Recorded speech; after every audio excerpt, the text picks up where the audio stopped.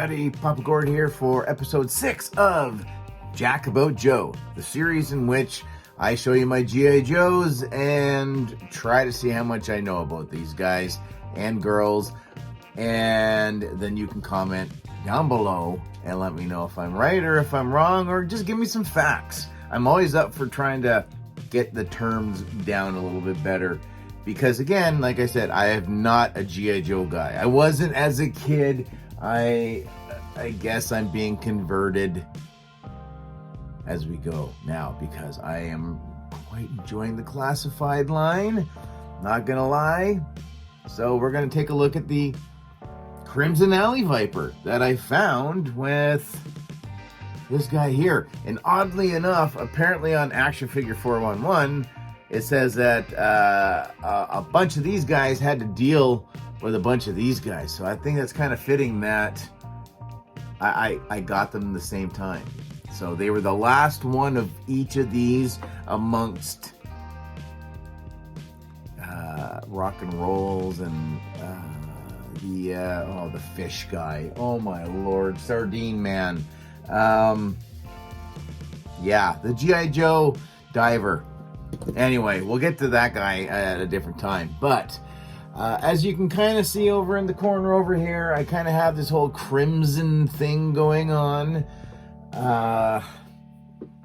So obviously we knew that this was going to be a thing at some point.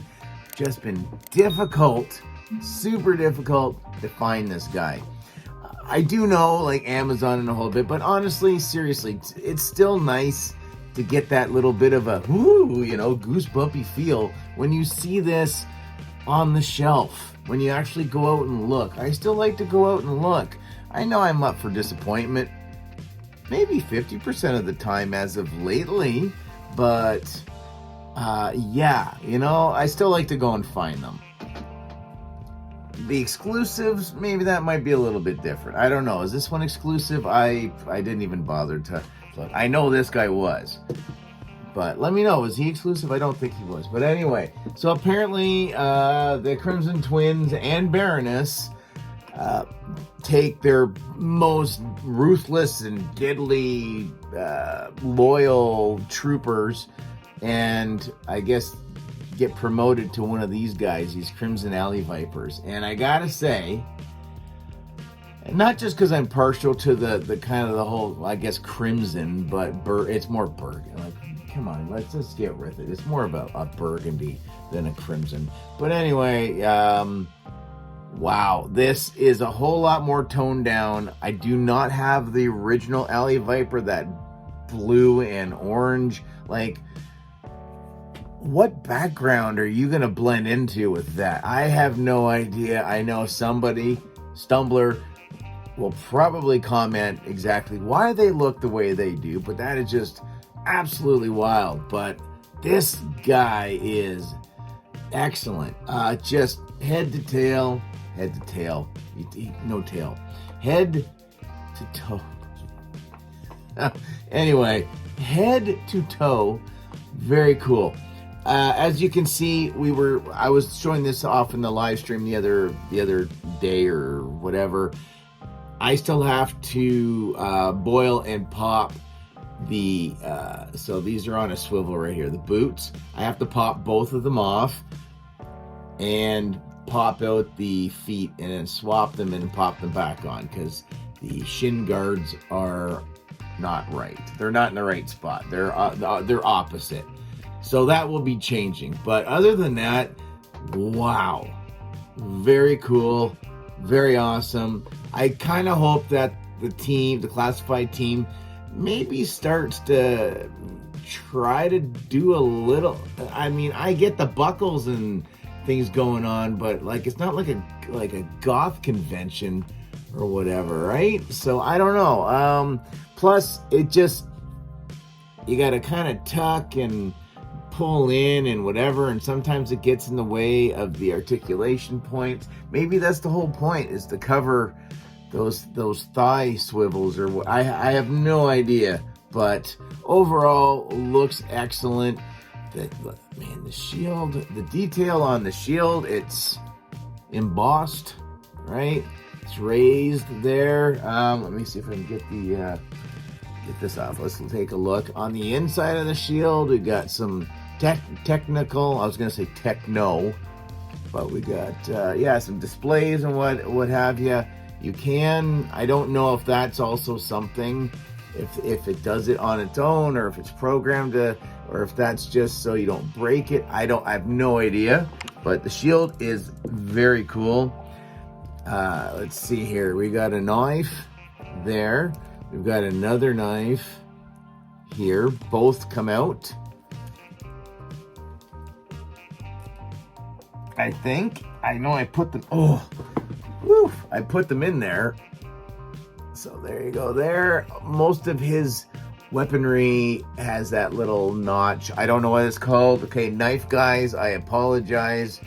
Let me know. But I'm assuming it's got to do with rope or something. Oh man, that was super tight in there. I don't even want to try the wrist one. And his sidearm, which is very cool. This is just, I don't know, just extra stuff. Got his little armband happening. His visor. And funnily enough too, I got 2 visors. So I can show you here. So inside the visor, again, got some technology stuff going on. So I guess if this ever breaks, I've got a replacement. So that's pretty cool.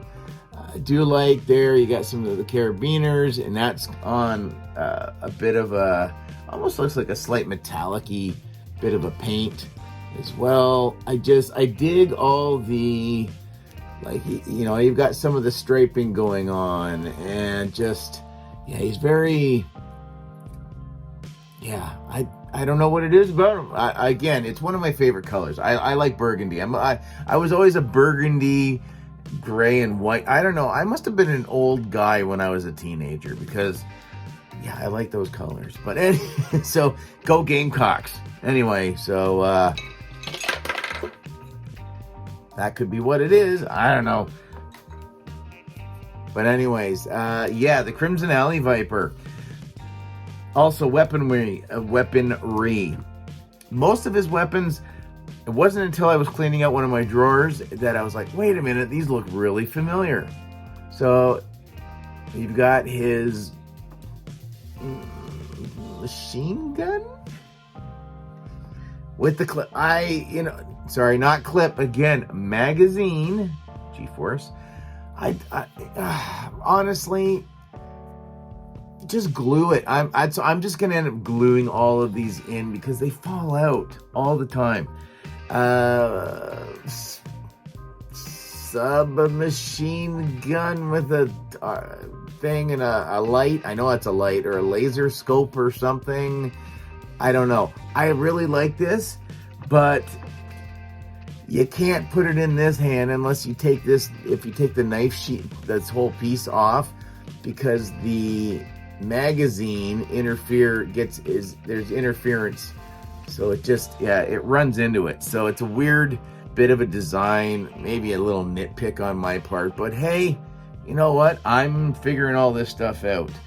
So you got, yeah, you had those two, and, oh, his backpack. Good Lord, we didn't even get to that. That's because it's all in black. And I have to say that about Molrad as well. I really wish they would maybe take some of the awesome detail, and he doesn't have a whole lot. Like, he can't just say it's all in the head. But yeah, everything just blends in. I think there's some grenades and some things. There's an awesome Cobra logo right there, and it's got this harpoon kind of gun type of thing with the snake eyes that came with the white timber. Comes with all the same weapons. Not the same backpack, but the same weapons. But at least, again, weapon storage, he can almost hold everything. Think one extra gun. And I don't know, maybe there's another spot for it. Let me know if you figured out a creative way for him to be able to hold all of his stuff. But I am thrilled, seriously, with this one. Once I fix this, I definitely think I need to get one more just to kind of fill up my ranks a little bit. But anyways, episode 6 in the books. We'll see you guys next time. Comment, share, like, subscribe, all that usual YouTube mumbo jumbo. Later, eh?